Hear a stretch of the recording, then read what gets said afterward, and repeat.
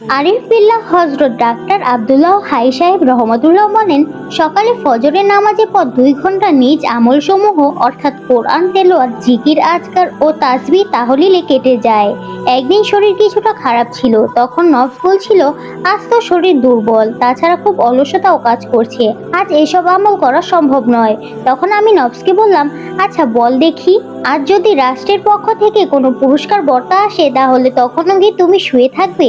তখনও কি তোমার অলসতা থাকবে? তখন কি শরীরে কোনো ক্লান্তি বাকি থাকবে? তখন কি কোনো বাহানা তালাশ করবে?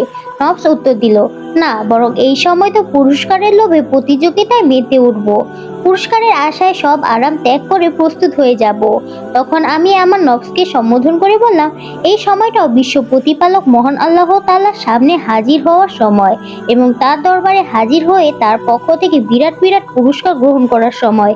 এই সময় আল্লাহর সামনে নিজের আমল ও নিজের অসহায়ত্ব প্রকাশ করে তার অনুগ্রহ ও দয়া লাভ করার সময়। কেননা তার দয়া ও অনুগ্রহ ছাড়া আমরা এক মুহূর্তও পৃথিবীতে টিকে থাকতে পারবো না।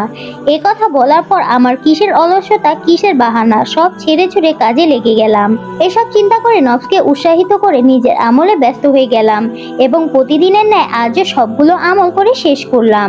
অর্থাৎ নফস ও শয়তান তো মানুষকে আল্লাহর পথ, তার বন্দিগির পথে ধোঁকা দেবেই, সুতরাং তাকে এভাবে ধোঁকা দিয়ে ভালো কাজগুলোকে সম্পূর্ণ করে নিন এবং দ্রুত নেক কাজ করার ফয়সালা করে নিন। গল্পটি এখানেই শেষ। গল্পটি কার কাছে কেমন লাগলো অবশ্যই কমেন্টে জানাবেন, আর ভালো লাগলে আমার চ্যানেলটিতে সাবস্ক্রাইব করে দেবেন এবং ফেসবুকে ফলো করতে ভুলবেন না।